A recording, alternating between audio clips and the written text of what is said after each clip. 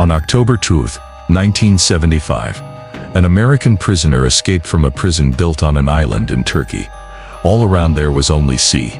No walls, no wires, no way to run. Still, he got out. He had been sentenced to 4 years. But before release, in the same case he was given a 30-year sentence, and from here began the greatest journey to freedom. Which unique smuggling method got him to prison? What happened to him inside prison?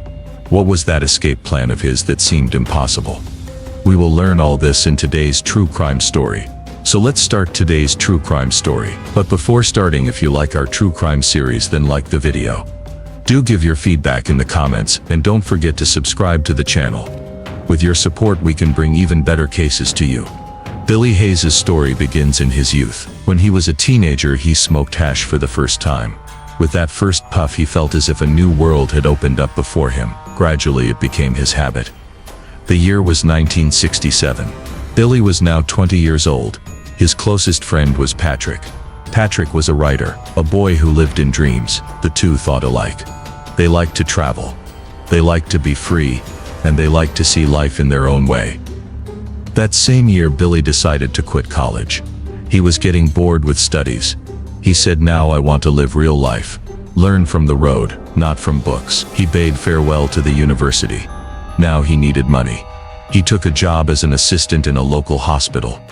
The salary was small. The work was also minor. One day he was passing by a ward in the hospital. There a patient's leg was broken. The doctors were applying plaster to his leg. At that time, fracture treatment was done in a special way. Plaster powder was put in the bandage. It was soaked in water, then layer by layer it was applied to the patient's leg. In a few minutes that bandage would harden and hold the bone firmly. Billy stopped watching all this. Something clicked in his mind. He thought, "This is easy. I can do this too." The idea of plaster and cast stuck in his head. Sometime later, a friend of Billy's returned from Turkey. He had been in Istanbul and had brought back some small pieces of hash with him. Billy and his friends already had the habit of smoking hash. But as soon as Billy took the first puff of this Turkish hash, he was stunned. This was many times better than the American hash. He asked his friend, "Where did you get this?" The friend laughed, said, "In Istanbul. It's available openly. They sell it on the road. Anyone can buy it. Nobody stops you." He told how he had bought hash, put it in his bag and comfortably boarded the flight back to America. Like catching a local bus. In those days, plane security was not strict like today. There were no checks, no scanners. People could take anything easily, even weapons. So carrying something like hash was very easy. Two things connected in Billy's mind at once. One, bringing high-quality hash from Turkey was extremely easy. And two, if it were hidden inside a plaster cast, then no one would suspect. And so began Billy Hayes' plan that later would send him straight to one of Turkey's most dangerous prisons. Later Billy says, "I wasn't doing all this for money. I just wanted to do something different, something new. I needed an adventure." After quitting college, he was looking for a new path, and now that path seemed clear to him. It was 1969. Billy was now 22 years old. For the first time in his life, he took a big step. He set off for Istanbul, Turkey. As soon as he set foot at Istanbul airport, his eyes first went to the taxi drivers. He went straight to a young driver and said, "Sultanahmet." Sultanahmet is a famous tourist area, but from Billy's words and manner, the driver immediately sensed what he was really looking for. The driver smiled and said, "Hash." In Turkey, such drivers quickly understand what tourists want. Billy answered directly, "Yes, hash." The driver said, Come with me." Billy got into that taxi, but the driver did not take him to a shop or market. He took him to his home. The home atmosphere was very different. Billy was given tea, Turkish delight sweets were offered. He met the driver's children, talked to his wife like a guest. After a while, the driver came out and in his hand was the very thing Billy was looking for. Billy took a puff and at that moment he was convinced. This was the thing he had come for. It was many times better than any hash in America. The driver asked how much he wanted. Billy without hesitation said 1 or 2 kilos if possible. The driver thought a bit and said okay. He left and after a while returned with 2 kilos of hash. It would cost $300. For 1969 this was not a small amount. In today's terms this would be about $1,500. But for that quality, the deal was very cheap. Billy happily gave the money and reached his hotel with the 2 kilos of hash. Now it was time to put the plan into real action. He had brought plaster bandages, tape and water. He spread everything out in the hotel. Now came the most delicate and dangerous part: hiding the hash on his leg. First, Billy placed the hash packets on his leg and taped them tightly, one over another. He pulled tape from every corner so they wouldn't move. Next came the plaster cast. Billy soaked the bandages in water and began wrapping them around his leg. He applied each layer carefully so that the hash inside would be fully pressed, and there would be no suspicion. In a short time, the plaster dried and became hard. Now there was a real-looking cast on Billy's leg, but inside it was 2 kilos of illegal goods. That night he stayed at the hotel. Sleep was probably hard to come by. The next morning he checked his cast and saw everything was as he had planned. A strong fit and absolutely real-looking. Now it was time to return. Billy left the hotel, took a taxi and headed to the airport. There was a little nervousness on his face, but the slight limp in his gait, not real but forced because of the plaster, made his role believable. And that is what made Billy's act credible. At the airport he handed over his passport. Inside he was anxious, but outside he tried to look confident. When they went for bag checking, an officer did a light frisk. They opened his bag, looked and then closed it.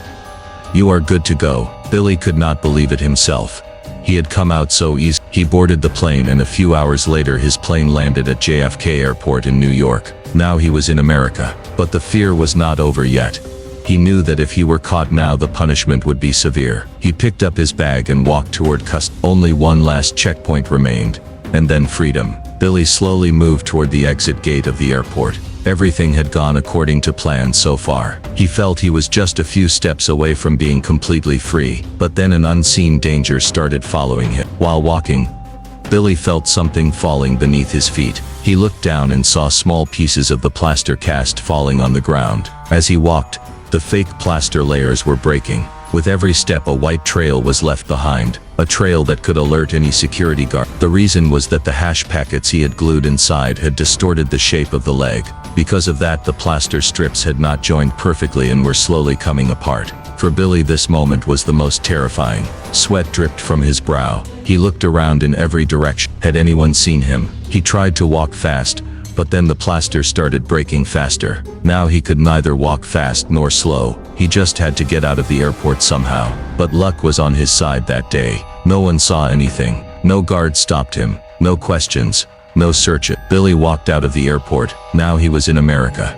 And he had the full 2 kilos of Turkish hash. He felt like the smartest person in the world. He had made a plan, executed it, and completed everything without any interference. Now it was time to sell the good. First he started selling to his friends, then friends of friends came. Everyone liked it. It was pure quality and demand was high. Buyers lined up. Within a few days all the goods were sold. The profit was insane.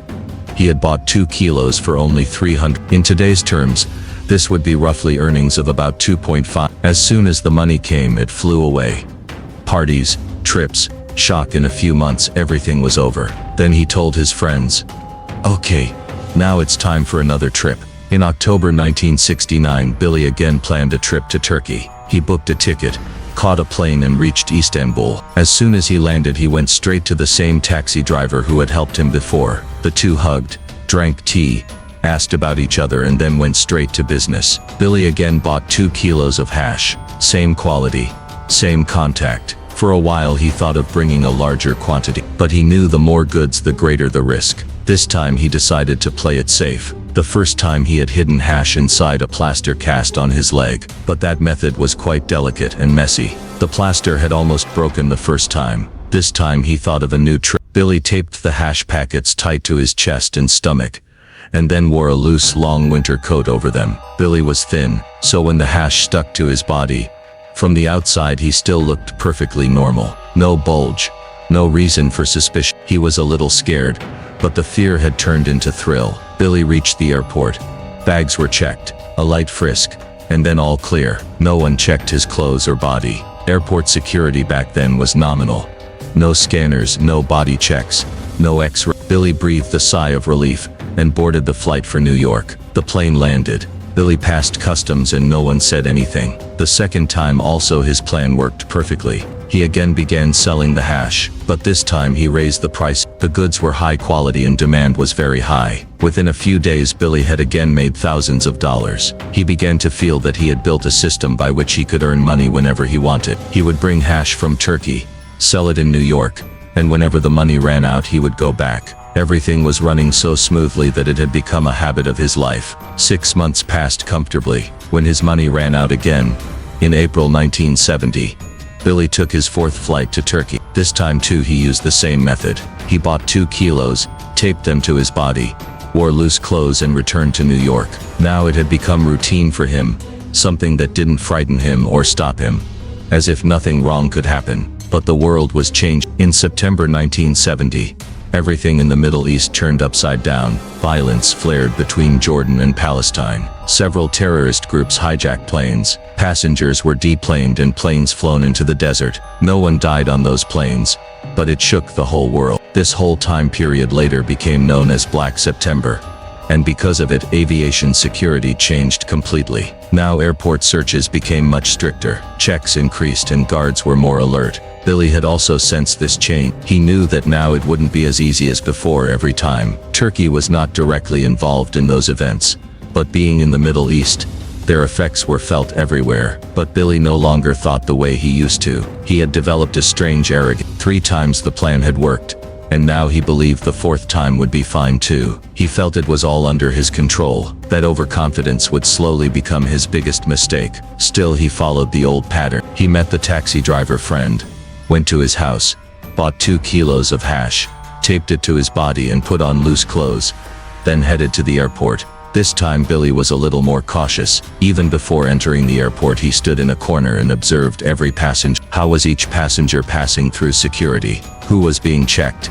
Was anyone being body searched? He noted everything. After watching for a while, he felt guards were only doing light bag checks. No one was being touched. Seeing this, his breath light. He thought maybe the 4th time would also go like before. Billy reached the customs counter. He gave his passport.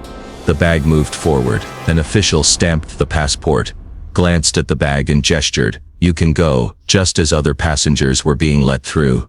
Billy moved forward. A slight smile appeared on his face. He thought to himself, everything will be like before. But the real game was about to begin. After security checks, passengers were taken by bus to the boarding gate. Billy found this odd because earlier he had gone straight across the passenger bridge that connects the terminal to the plane. Maybe the flight was at a distant gate, he told himself, and did not pay much attention. The bus boarded and an elderly woman sat next to him. She began to talk about her son, her journey, how she had arrived here in life. Billy smiled and nodded, but his attention was elsewhere. The bus was slowly approaching the plane, and then Billy's eyes fell outside. What he saw froze him. There were a large number of soldiers and officers standing near the plane, and this was not an ordinary security team. From their demeanor, it was clear that now every passenger would be thoroughly searched, from head to toe. Billy's mind immediately connected everything. The recent plane hijackings in the Middle East had reached Turkey. Now no risks were being taken. No weapons,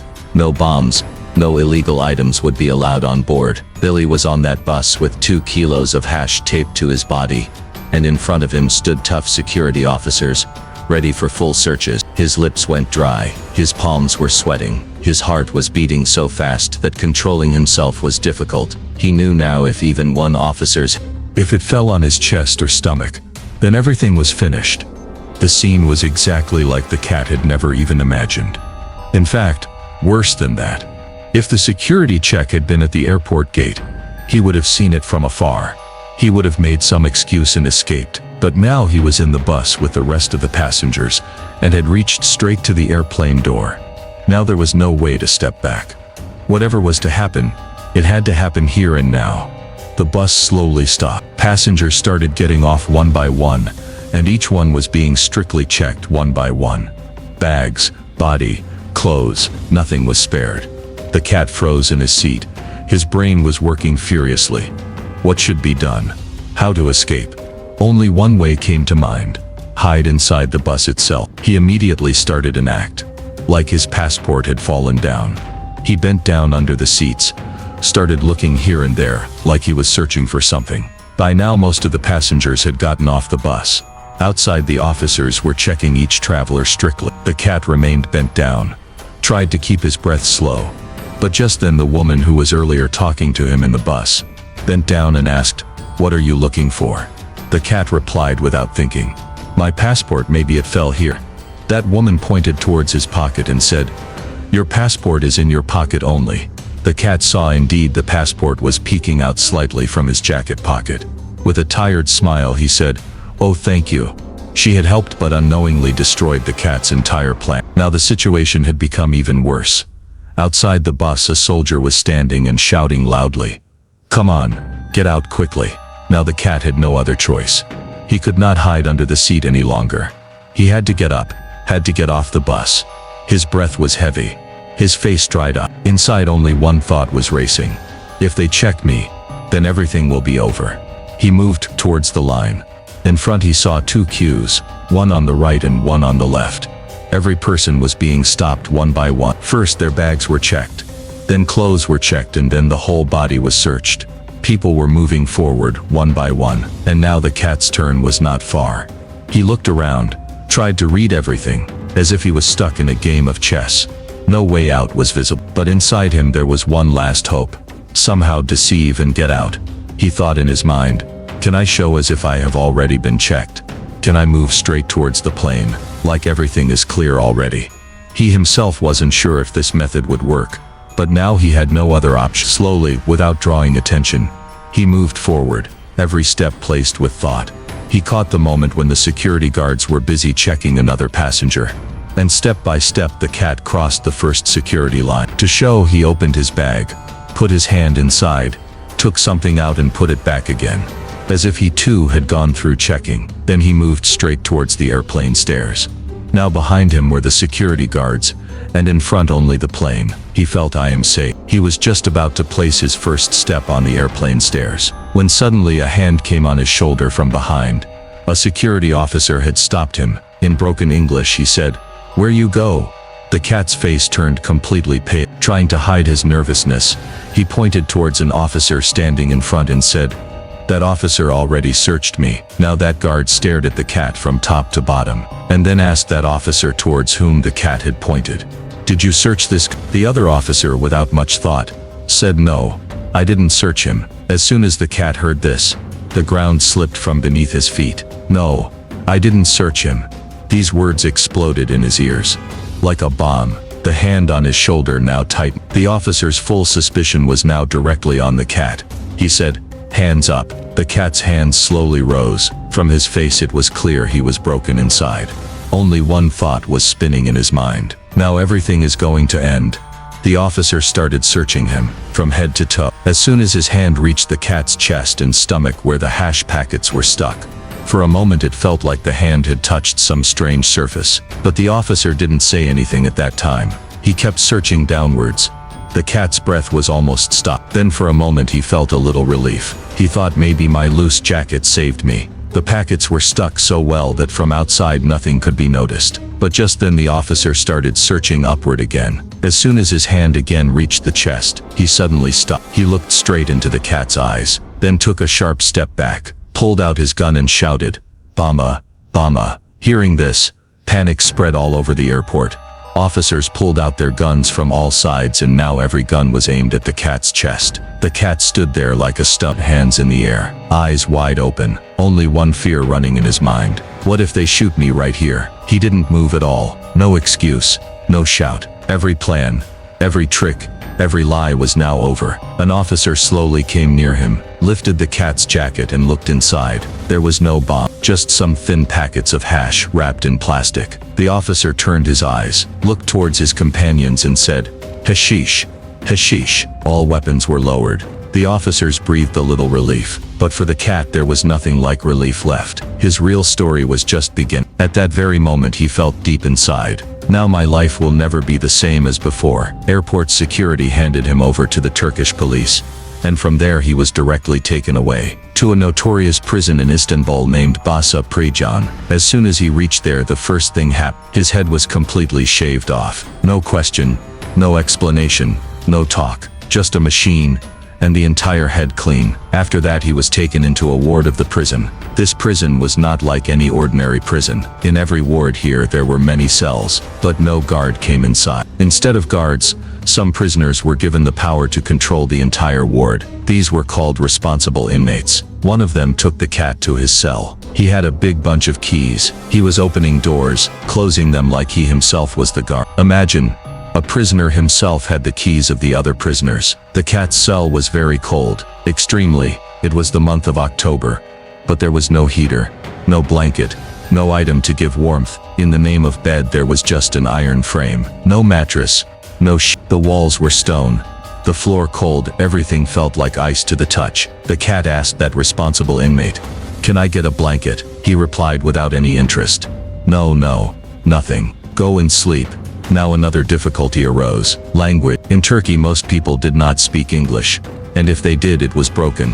So proper communication was almost impossible. But the cat noted a strange thing. When that prisoner came to close the cell door he did not lock it. The keys were with him, but maybe he was tired, or didn't feel like searching for the right key among so many locks. Whatever the reason, the door was closed but not locked. As soon as the guard and the prisoner left, the cat heard a faint voice from the cell next to him. The cat looked at the door, slowly went near and tried to listen, but the words weren't clear. When he saw there was no guard outside, he quietly opened his cell door and tiptoed towards that prisoner who was calling him. As soon as the cat reached him, that prisoner extended a long wooden stick towards him. On one end of that stick a metal hook was attached. The prisoner whispered, "Take it, take it." For a while the cat couldn't understand what was happening. Why was this man giving him this strange thing? What was he supposed to do with it?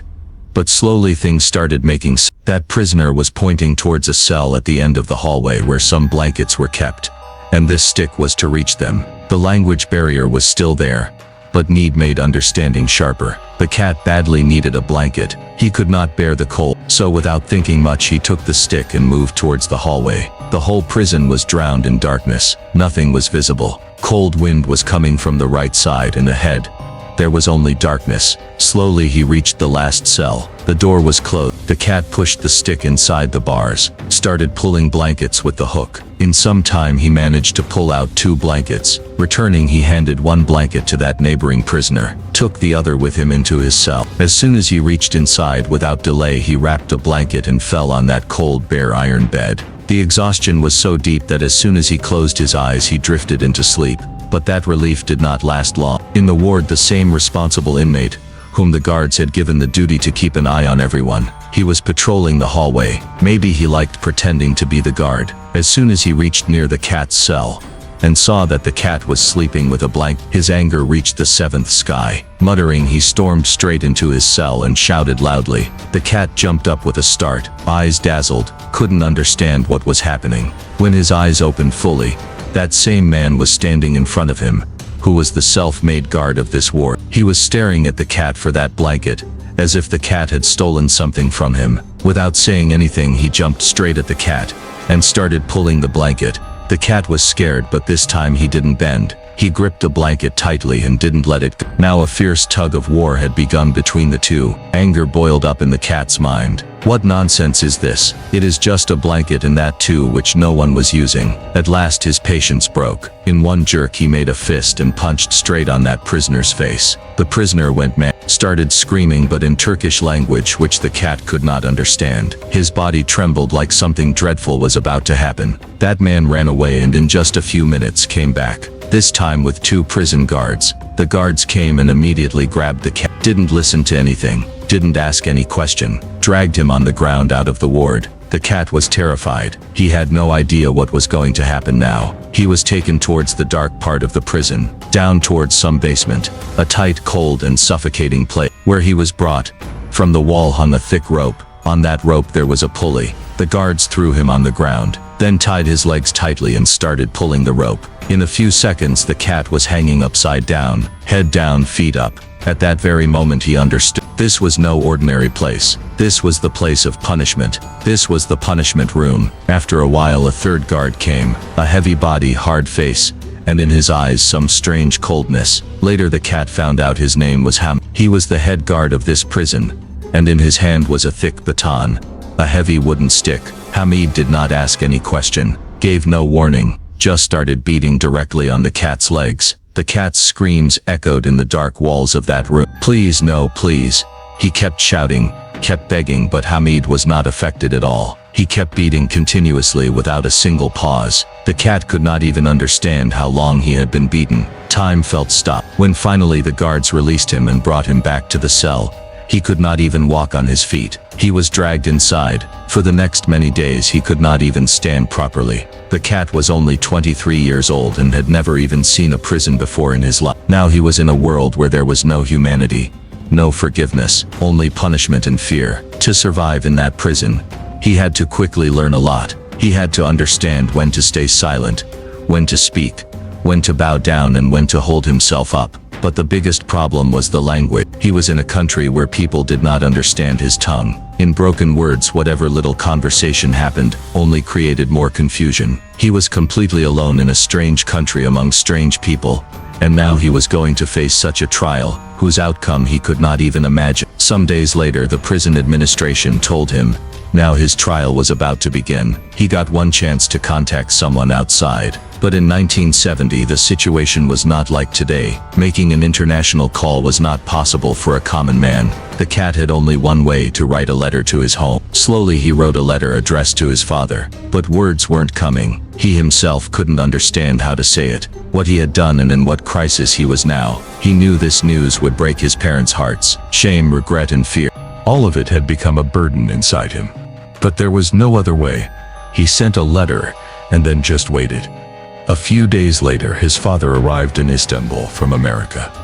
He was angry, but his heart was still beating for his son. To meet Billy, he came straight to the prison, and he also brought the American council officer with him. When Billy saw his father, he hugged him. But inside he was wishing that he could just disappear in that moment. The shame was so much that he could not even make eye contact. Father, son and the council sat together. Slowly Billy told everything. How he came to Turkey, bought hash, how he got caught and what punishment he could face now. A few days later the court gave its verdict. 4 years and 2 months of sentence. This decision was as harsh as it was a relief. Actually, according to Turkish law, this punishment was considered light because Billy was not convicted of drug trafficking. His father had hired a lawyer who explained to the court that the quantity Billy had was so small that it could not be considered smuggling. That is why he was found guilty only of possessing narcotics, not smuggling. If the trafficking charge had been put on him, the punishment could have been many times greater. So 4 years and 2 months was, in the circumstances, a good deal. But do not forget that Billy was only 23 years old. Spending 4 years in jail meant losing the most precious part of his youth behind bars. Now he had only 2 paths before him: accept the punishment and somehow survive in prison, or find a way to escape. Language was still his biggest barrier. But with time he began to learn Turkish. One word from here, one from there. Slowly he became able to talk to other prisoners. Now his focus was not just on surviving, but on thinking about freedom. In prison, other inmates also often talked about escape plans. What route could be taken? Where could one go?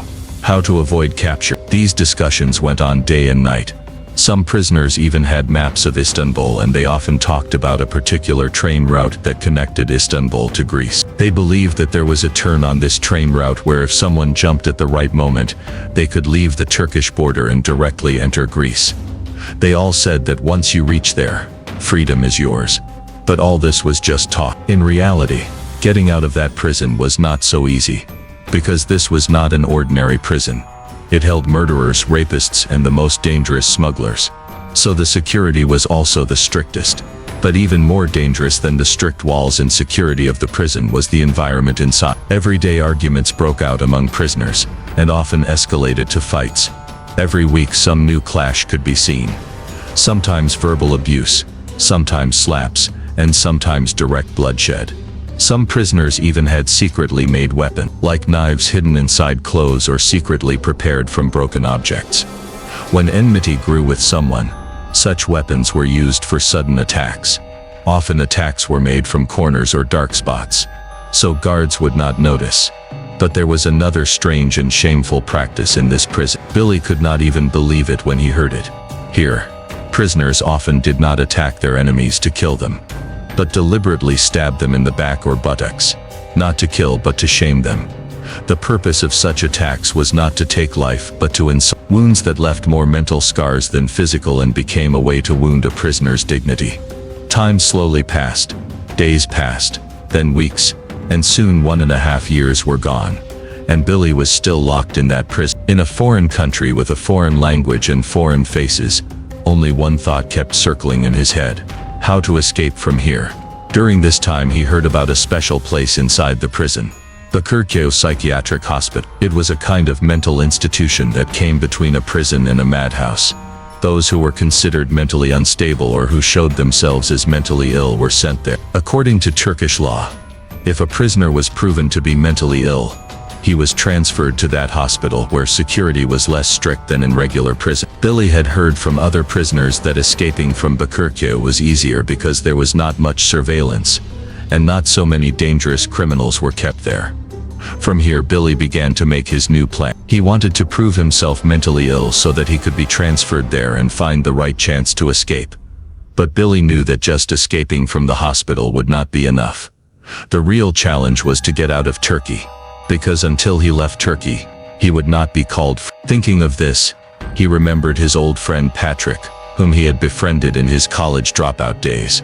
Patrick often came to Istanbul to meet Billy, and now he was the only person Billy could still trust.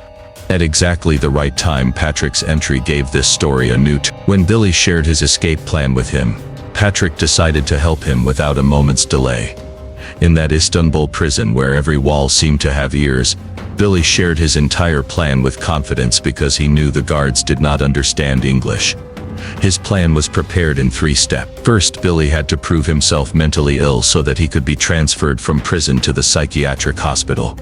Second, Patrick had to be ready outside with fake ID documents in a car so that at the right moment he could take Billy out. Third, together they had to somehow cross the Turkish border and reach Greece, from where Billy could be safely taken out. But there was one weak link in this plan. If any of these steps failed, Billy's punishment could become even more horrific, because now he could also be accused of attempted escape. Now Billy started his part of the work. He had to convince the prison psychiatrist that he was mentally ill, and for that he had to act completely insane. In the next few days Billy did such things that even real madmen would fall behind. Sometimes he would start screaming loudly for no reason.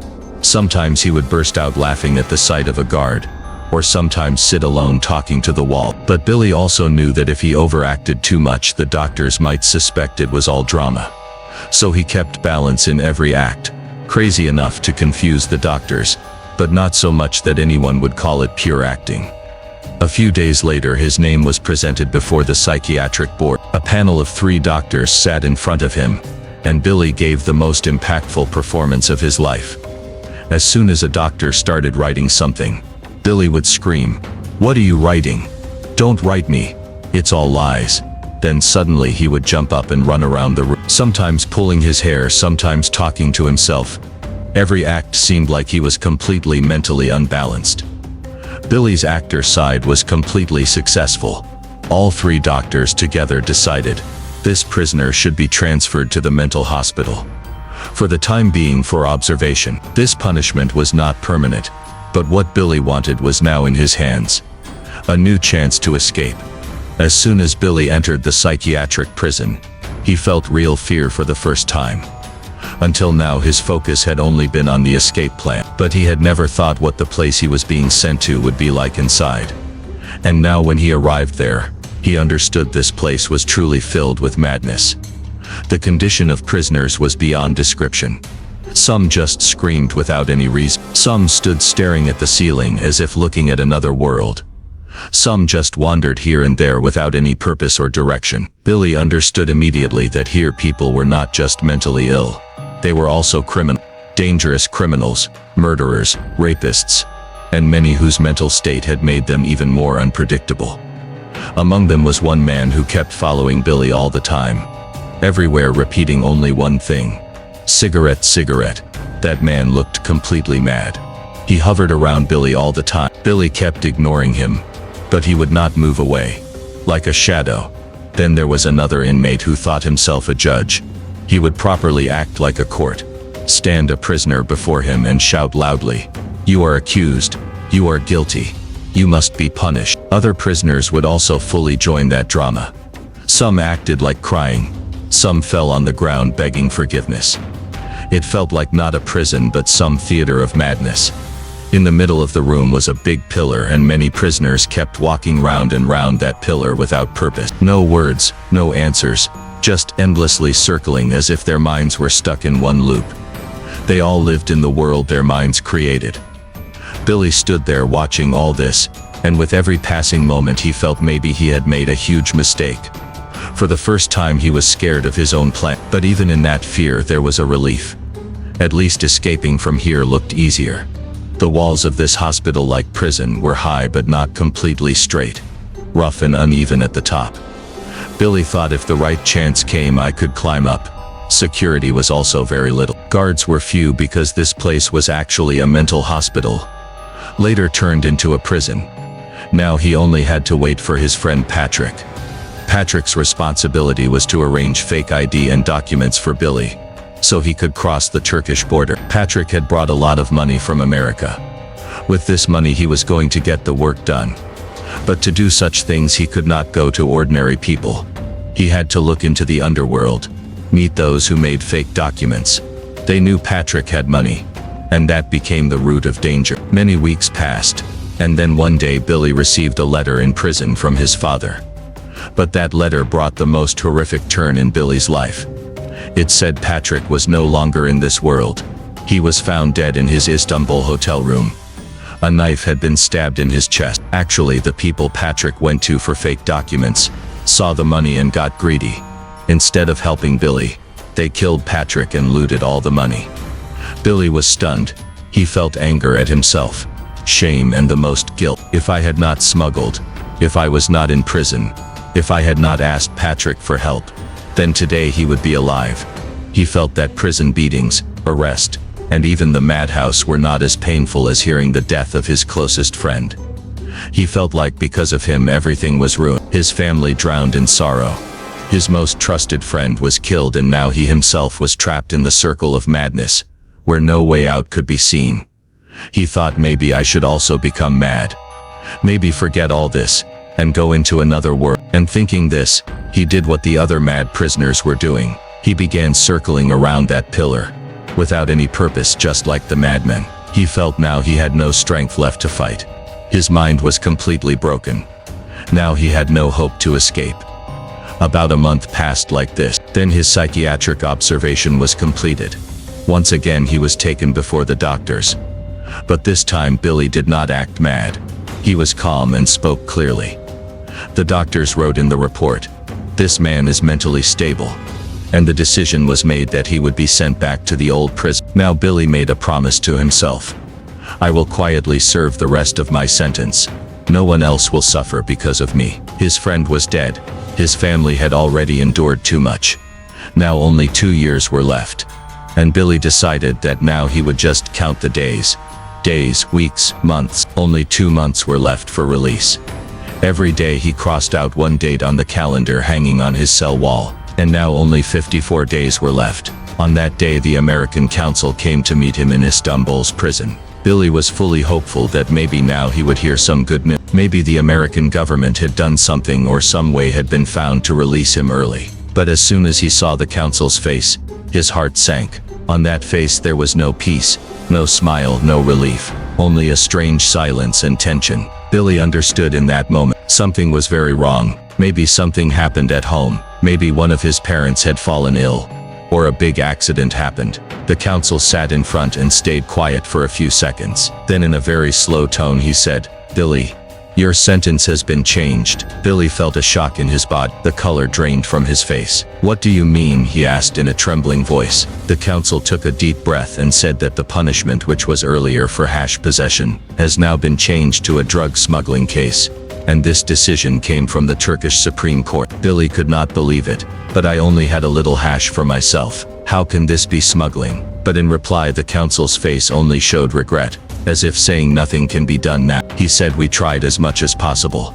Your lawyer also worked hard, but the court's decision cannot be changed now. The new punishment is at least 30 years and maybe for life." For a few moments Billy said nothing. His whole body started shaking. Tears flowed from his eyes and his lips went dry. His heartbeat was so fast that he could hear it.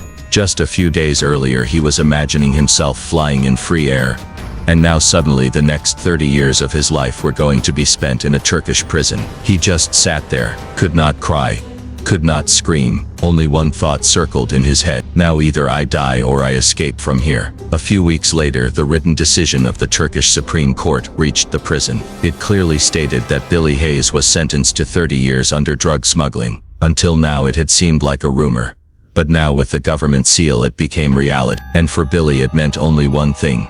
Life finished. After this, one more decision was announced. Billy would be immediately transferred to another prison, and that place was Imriali Island Prison, an isolated island completely turned into a prison, just like America's famous Alcatraz, where all around was only sea. No one could go out and no one could come in. The interesting thing about Imriali Prison was that there were no high walls or electric fences, because the biggest barrier to escape was the sea. Even if someone tried to swim, the cold, stormy, endless water would swallow him. Now speaking of inside this prison, it was a semi-open facility. Prisoners could roam freely during the day inside the island. They were put to work, like in fields, factories, or cleaning. In the middle of this island was a canning factory where fruits and vegetables were packed in cans. Every prisoner was given a task. Some washed, some cut, some canned. When Billy arrived in this prison, his first thought was at least now he could breathe in open air. And then he noticed one more thing. Every week a boat came bringing food supplies for the island, and when it returned it was empty. But now his eyes fixed somewhere else, on those small wooden boats that came along with the big ships every week to the island. Every time the big supply boats brought fruits, vegetables, and other items,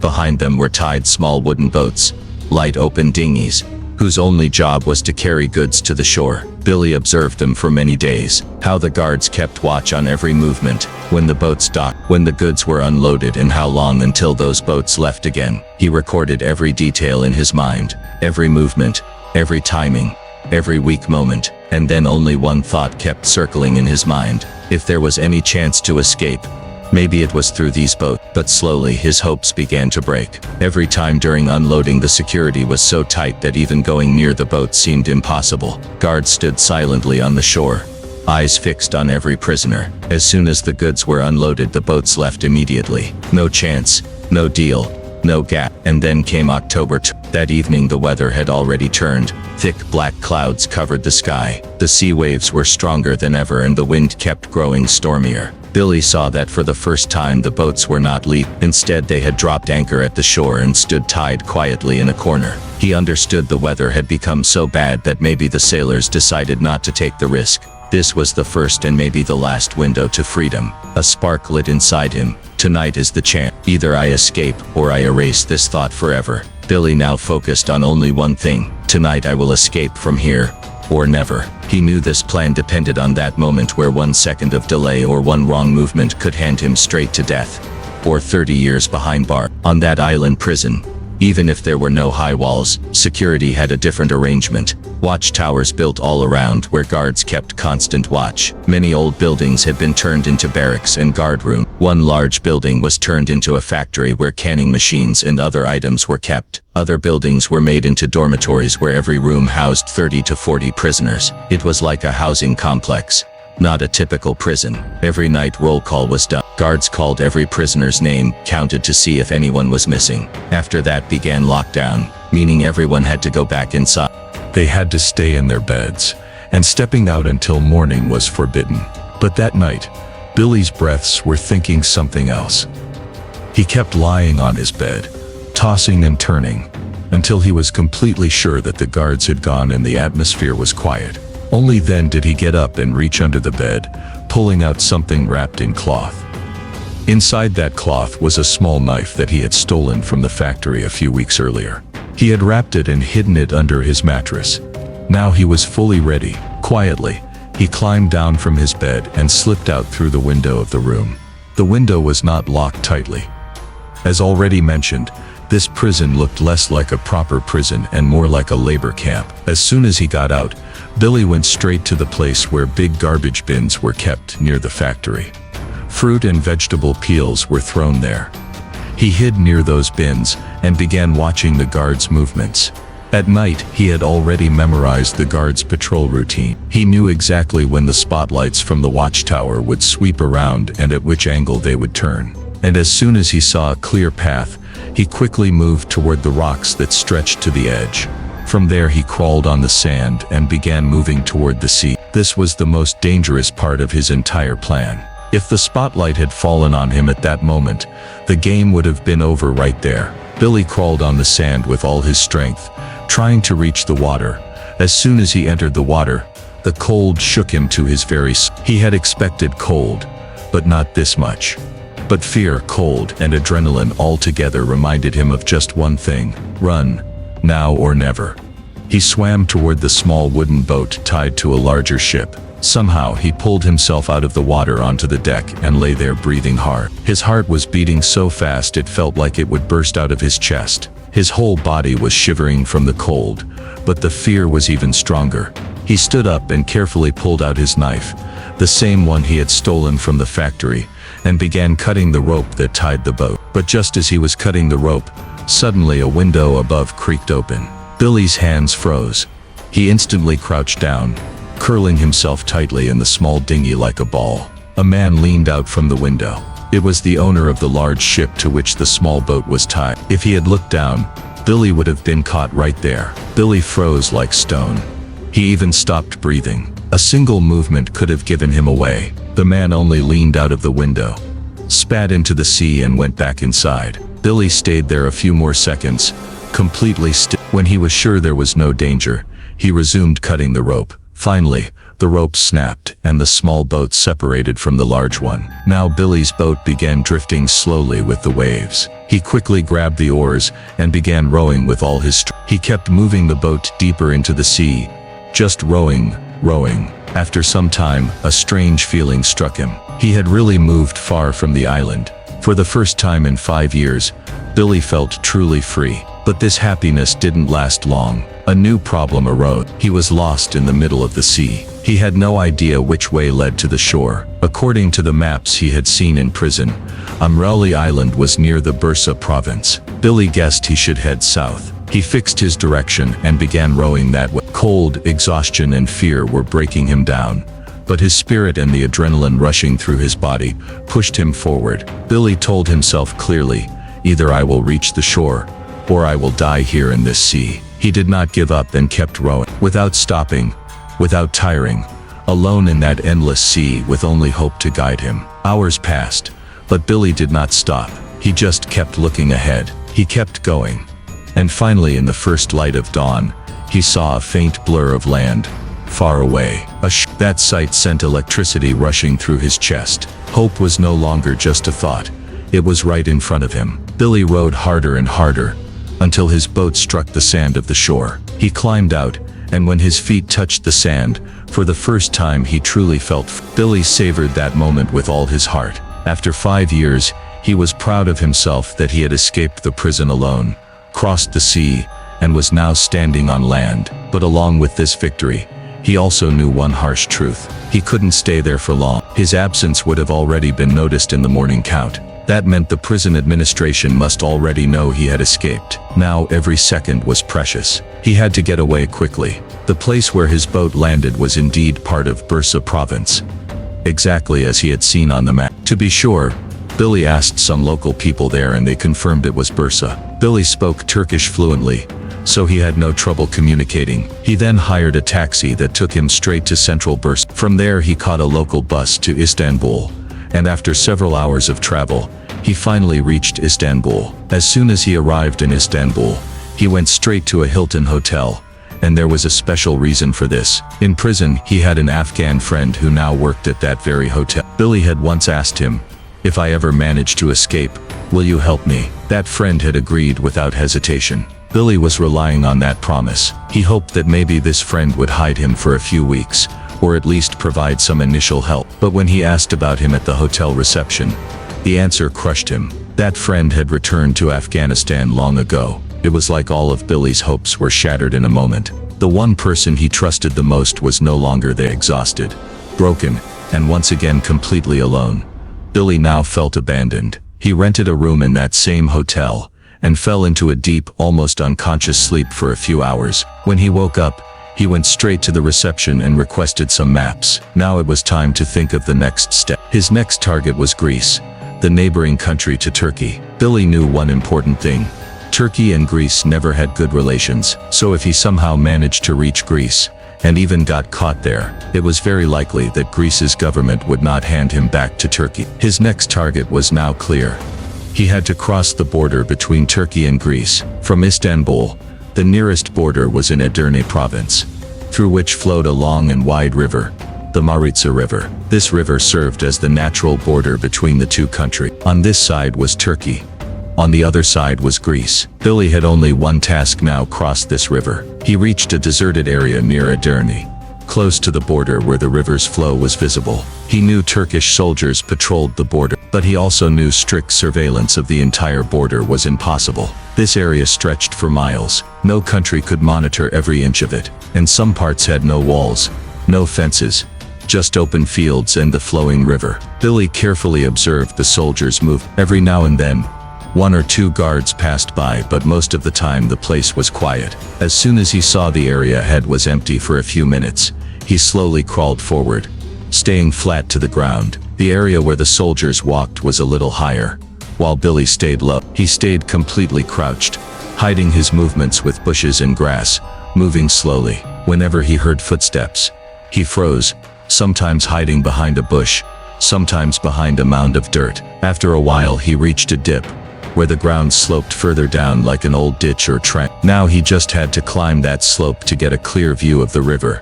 and then wait for the right moment to slip into the water. But just as Billy was about to climb the slope, he suddenly heard footsteps, very close. Without wasting time, he immediately crouched down, completely still like a rock. Right above him, two border guards passed by. They were so close that if they had looked down, he would have been caught instantly. Billy hadn't seen them earlier because he was walking in a deep trench-like path, while the guards were on the rocky track above. Imagine if he hadn't noticed them at the last second and crouched.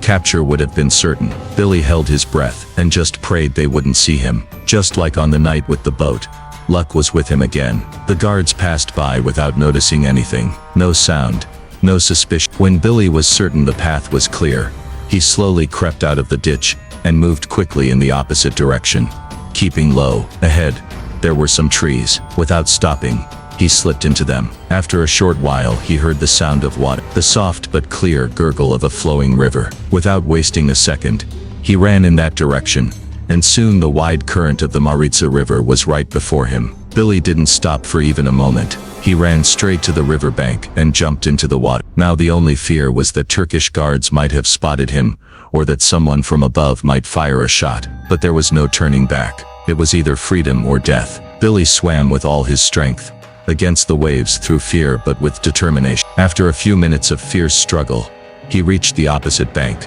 Now he was on land again. But the question still remained. Was this really Greece? According to the maps he had seen in prison, the Greek border began as soon as one crossed the river. But since he had never seen this area with his own eyes, he wasn't completely sure. Fear still lingered, because even if he was in Greece, border guards could be anywhere, and their reaction was uncertain. Billy cautiously moved forward, through trees and unknown paths, alert at every sound. Exhaustion, fear and nervousness were visible on his face. It was as if he was walking in a dark forest with only hope to guide him. He passed by a small hut, but he was so drained and unfocused that he didn't even notice it. In reality, that hut wasn't an ordinary place. It was a Greek border guard post. Suddenly a soldier stepped out. He saw Billy and was startled. Without wasting a second, he raised his rifle and aimed straight at Billy. Billy instantly raised both hands in the air, but the guard kept shouting, asking something repeated. Billy couldn't understand a word. He had no idea what the guard was saying, and then he realized this wasn't the Turkish language. A faint smile spread across his face, because now he was sure he was not in Turkey anymore. He was in Greece. Billy understood it clearly. Still with both hands raised, he began laughing, then dropped to his knees. Now there was no fear in his eyes. There was only one thing: the glow of true freedom. Within moments, more guards arrived. They all stared at him, some anxious, some confused, because they couldn't understand why this man was laughing. But Billy no longer cared. He knew he was safe now, truly free. However, the Greek soldiers were not so easily convinced. They suspected Billy might be a Turkish spy, or carrying military intelligence. So they detained him and interrogated him for 2 whole weeks. As already mentioned, Turkey and Greece had long had tense relations. For years, their borders had been disputed, and political conflicts continued. So the Greek army wasn't about to blindly trust anything. But once they were convinced that Billy wasn't on a mission, and had no secret information, they contacted American officials. After that, he was sent to Frankfurt, Germany, where American officers questioned him again. And a few days later, on October 24, 1975, Billy was granted permission to return to the United States. When he arrived at New York Airport, a crowd was already gathered. His shocking prison escape story had spread worldwide by then. Media channels, journalists, and reporters were all waiting for him. Everyone wanted to hear Billy Hayes' story, and at the front of the crowd were his own family. His father, who hugged him as if he had been given life again. And the photos you are seeing now, they are real photographs of that moment. Billy's story spread like wildfire across America. Every newspaper, every news channel covered it. And just days after returning, Billy began giving interviews. People thought he would be traumatized, broken inside. But the opposite happened. He openly told his story, without hiding anything. And seeing this growing attention, Billy made a big announcement in his very first TV interview. He said he would write a book about his entire story. In 1987, that book was published under the name Midnight Express. And the very next year, in 1988, a film was released by the same name. The film created a sensation. The story was at the peak of popularity, and everyone wanted to see it on the big screen. But the film drastically changed the truth. In Billy's real escape, there was an island, a boat, and the sea. But in the film, it was shown as if Billy killed a guard, wore his clothes, and walked out of prison disguised. In other words, they erased the true story and made an entirely new one. The film showed only one thing correctly: that Billy was caught at the airport with drugs and sent to prison in Istanbul. After that, the entire story was changed. And the most serious issue was that the film portrayed Turkey and its people in an extremely negative light. Every Turkish character, whether a prison guard, judge, lawyer, or prisoner, was shown as cruel and brutal. When the film became a hit in America, it sparked a diplomatic crisis between America and Turkey. Billy himself was not happy about this. He said many times that in Turkey, he had met several good people, and some even treated him humanely inside prison. But the film's director ignored all those aspects and depicted Turkey as a purely cruel nation. Believe it, the film's impact was so strong that Turkey's tourism industry suffered for years. But later, Billy repeatedly apologized for this. In interviews, he often expressed regret that the film showed Turkey in a false light. In 2007, 30 years after the film's release, Billy received an invitation from Turkish police to visit Istanbul. His friends and lawyer warned him that it could be risky. He might even be arrested. But Billy truly wanted to express his regret from the heart. So he went to Istanbul. This time, his presence made headlines in Turkish media too. A press conference was held, and there Billy openly apologized to Turkey and its people. He said, "I love this country, the people here are good, and I deeply apologize for the false image created." After that day, all the tension over the film ended completely. Everyone forgave Billy. No bad feelings remained. And today, Billy is alive at 77 years old. If this case shocked you, give a like. What do you think? Share in the comments below. And for more true and shocking crime story,